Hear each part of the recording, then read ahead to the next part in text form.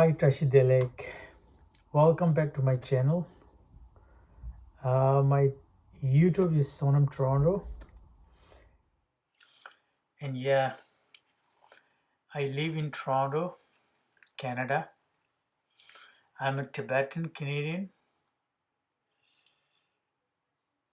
and I'm very happy that Canada ranks as one of the world's most influential countries and also world's strongest democracy. It's according to the annual ranking. So if you guys want to learn about Global Democracy Index 2020 and 2021, so here you are. Here we go. And I'm gonna explain you in detail. And there are so many global uh, categories, subjects, indexes. So this is one of the part on democracy. So here we go. Thank you very much, and thank you for watching my channel. Thank you. Uh, so this is Global Democracy Index 2020, which was created um, on, I think it's 2021 February something, by the Economic Intelligence Unit. This is annual survey by the. Okay, my topic today is Global Democracy Index 2020. This is annual survey from the Economic Intelligence Unit. So that was created in February, around February 2021. So this is how it looks like, global democracy during the unprecedented time, during the pandemic time. So here I'm going to explain you in brief of what that means. There are 4 categories in Global Democracy Index. So today I'm gonna explain you in English only, because a lot of younger generation Tibetan who are studying in economics and want to upgrade their knowledge. So that is the reason I'm here explaining these 4 points. So the first is authoritarian regimes. Authoritarian regime means in government, authoritarianism denotes any political system that concentrates power in the hand of the leader or a small elite that is not constitutionally responsible to the body of the people. In a highly authoritarian the regime tries to monopolize for itself all opportunities to engage. So now I'm going to show you some regions which categories fall. So first, okay, authoritarian regimes are as follows: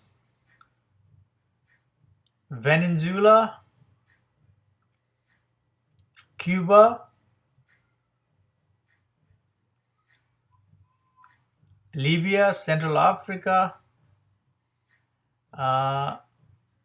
Congo, Syria, Yemen, Saudi Arabia, Iran, Turkmenistan, Uzbekistan, Tajikistan, Afghanistan, China, North Korea, Laos.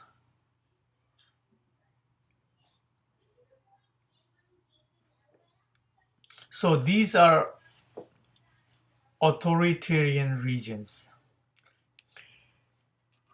And second is hybrid regimes. So hybrid regime is a mixed type of political regime that is often created as a result of an incomplete transition from an authoritarian regime to a democratic one. Hybrid regimes combine autocratic features with democratic ones and can simultaneously hold political repression and regular elections. Go to hybrid regimes. Hybrids are Guatemala, sorry, uh, Bolivia, Ivory Coast, Sierra Leone, Nigeria, Uganda, Tanzania, Bosnia, Turkey, and Kyrgyzstan, Pakistan. So these are the hybrid region. So the third one is flawed democracy. So flawed democracies are nations where elections are fair and free and basic civil liberties are honored, but may have issues like example, media freedom, infringement, and minor suppression of political opposition and critics. Authoritarian regimes are nations where political pluralism is non-existent or severely limited. And flawed democracy now. United States, Colombia, France, these are owned by France. You know that. Uruguay, South Africa, Botswana, Portugal, France, Italy, Greece, Lithuania, Latvia, Estonia, South Korea, Japan, and Australia. These are the flawed democracy. So the fourth one is full democracies. First, government by the people, especially rule of the majority. That's called full democracy, right? And, and a government in which the supreme power is vested in the peoples and exercised by them directly or indirectly through a system of representations, usually involving uh, periodically, hence free elections. So full democracies are Canada, These are all Canada. And Iceland, Norway, Sweden,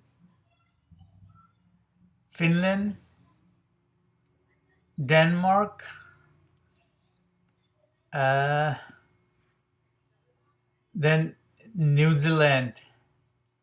So these are full democracies. I hope you guys like this global democracy index, latest one. And thank you watching my channel, YouTube Sonam Toronto. And please subscribe and share. If you share your knowledge to others, you are giving a light to others. So please show your concern for others.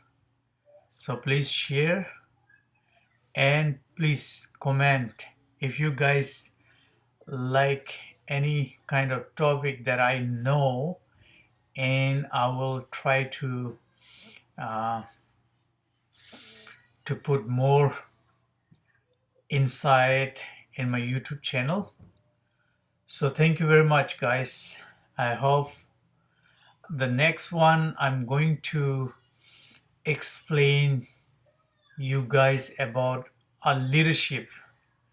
It depends if the majority people wants in English, I would do it in English. And if they want it in Tibetan, I would go for Tibetan, because I can make it both, because editing time, because of the time consuming, I don't have that much time. I'm very sorry to say that. And it's it's a bit kind of uneasy to mention that, but I'm sorry, I have that enough and a very limited time, so I'll try to make it as compact as possible. So thank you very much, guys. I hope see you next time in my channel. Thank you very much.